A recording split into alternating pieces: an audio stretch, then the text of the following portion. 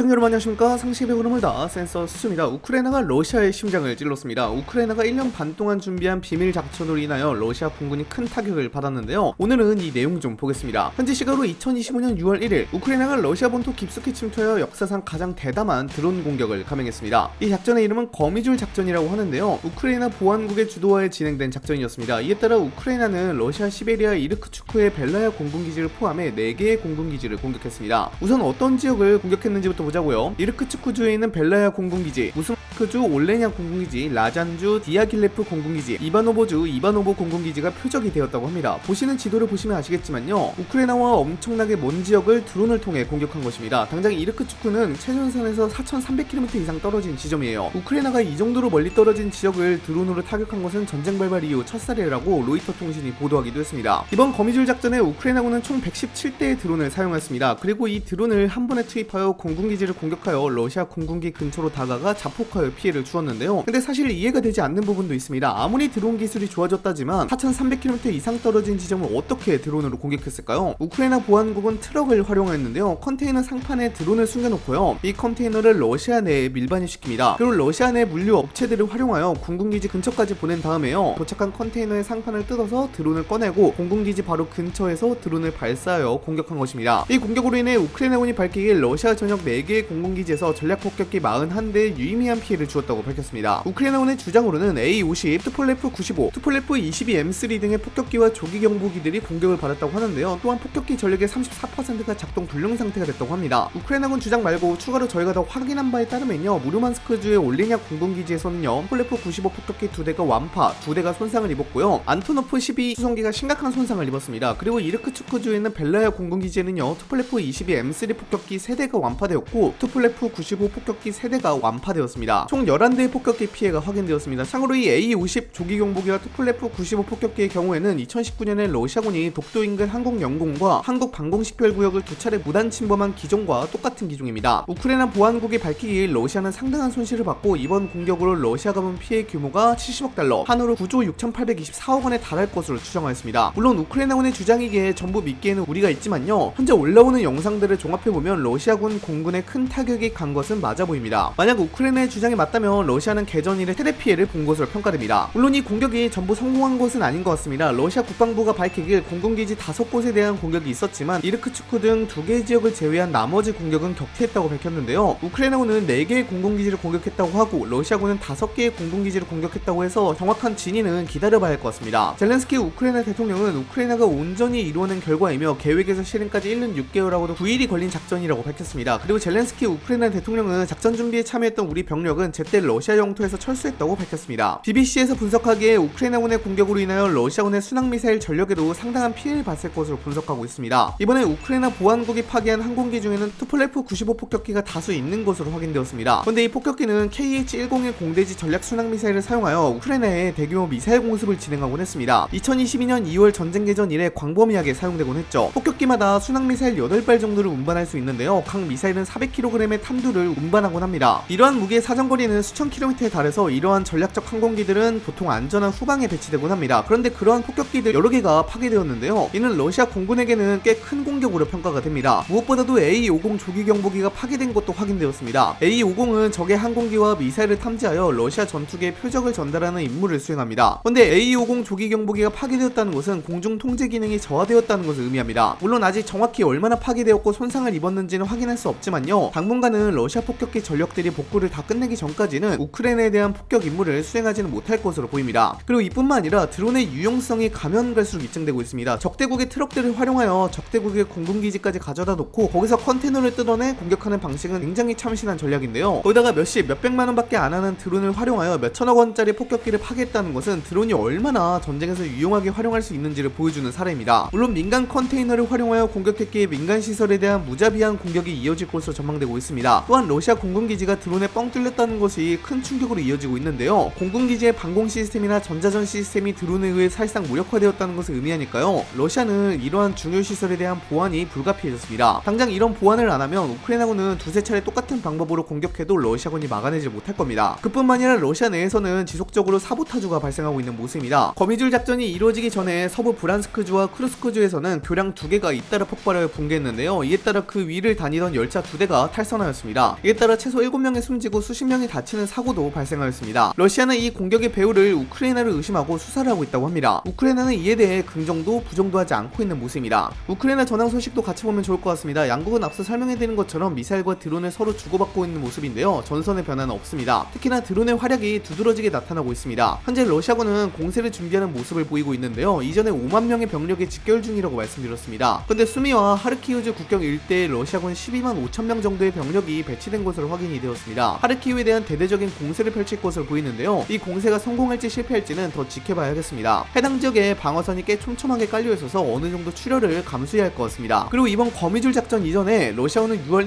1일까지 우크라이나를 대상으로 400대가 넘는 드론을 발사하면서 이번 전쟁에서 가장 큰 규모의 드론과 미사일 공격을 이어나갔는데요. 러시아군은 크루스크주와 보르네시주에서 이스칸데르 미사일 3발과 KH-101 여러 발을 발사했다고 합니다. 러시아군은 드론 총 472대를 발사하여 우크라이나를 공격하였고요. 우크라이나의 주 대도시를 공격하였습니다. 우크라이나군은 이를 요격하려 했지만 요격하는 데는 실패했고 큰 피해를 보았습니다. 특히나 훈련소가 미사일의 공격을 받아서 12명이 사망하고 10명이 부상을 입는 상황이 발생하기도 하여 우크라이나 지상군 사령관인 미하일로 드라파티가 자리에서 내려오기도 했습니다. 양국은 2025년 6월 2일 오후 트르키예 이스탄불에서 2차 평화협상을 열기로 예정되어 있었습니다. 이번 회담은 러시아와 우크라이나가 지난 수개월 동안 이어온 전면전 양상 속에서 드물게 이루어지는 고위급 대면 협상이라는 점에서 많은 주목을 받았습니다. 특히 우크라이나 측은 이 협상에서 지속 가능한 평화 정착을 위한 구체적인 로드맵을 러시아 측에 제시할 예정이었습니다. 우크라이나 정부는 이 로드맵을 통해 전쟁을 끝내기 위한 실질적이고 구조적인 단계들을 논의하자고 제안했고 그 핵심에는 최소 30일간의 무조건적인 휴전이 포함되어 있었습니다. 즉 회담의 성과 여부를 떠나 최소 한 달간은 양측 모두 공격을 멈추고 일단 총구를 내리자는 전제 조건이 달려 있었던 것입니다. 여기에 대해 전쟁 포로의 전면 교환, 러시아가 강제 이송한 우크라이나 아동의 송환, 정상회담 개최를 통한 전쟁 종식 최종 합의 도출 등이 이른바 신뢰 구축 조치로 제시된 바가 있습니다. 하지만 문제는 이 협상을 단 하루 앞둔 6월 1일에 우크라이나 보안국 주도로 실행된 거미줄 작전은 러시아 본토 깊숙이 자리한 공군기지 4곳을 동시에 타격하며 우크라이나가 주장으로는 전략폭격기 41대, A-50 조기 경보기, 수송기 등 총 9조 6천억 원 상당의 재산에 피해를 준 작전이었습니다. 문제는 러시아가 이 공격을 근거로 들며 평화협상을 하지 않겠다고 선언할 가능성이 높아 보입니다. 물론 러시아가 밥 먹듯이 우크라이나의 민간 시설을 공격하고 있지만요. 러시아로서는 협상 하루 전 자국 본토가 군사적으로 침투당했다는 사실 자체가 큰 모욕이자 도발로 받아들여질 수밖에 없습니다. 실제로 러시아 국방부는 해당 공격을 테러라고 규정했고 러시아 언론과 정치권에서는 이런 상황에서 협상을 왜 하냐라는 회의론도 고개를 들고 있습니다. 협상이 잘 될지는 미지수입니다만 저는 개인적으로 좋은 결과가 나오지는 않을 것 같습니다. 단기적으로는 A-50 조기 경보기와 폭격기 다수의 피해는 러시아의 공중 능력을 크게 약화할 것입니다. 당장 투폴레프 95와 투폴레프 22 M3의 경우에는 30년 이상 생산되지 않아서 부품 조달에도 꽤 힘이 될 것으로 보입니다. 또한 우크라이나의 공격은 이스탄불에서 협상을 복잡하게 만들 가능성이 크고요. 러시아의 강경 대응을 유발할 가능성이 높아 보입니다. 휴전 합의가 지연될 것으로 보입니다. 또한 러시아는 어쩔 수 없이 공군기지 보안을 강화하기 위해 준비를 할 것으로 보이는데요. 공군기지 보안을 강화하기 위하여 방공 시스템과 전자전 장비를 추가 배치할 것으로 보입니다. 무엇보다도 이번 작전으로 인해서 드론을 활용하여 적대국 후방에 있는 지역을 어떻게 공격할 수 있는지도 보여주었습니다. 드론을 어떻게 활용하느냐에 따라 다양한 방법으로 적에게 치명적인 타격을 줄 수 있을 것으로 보입니다.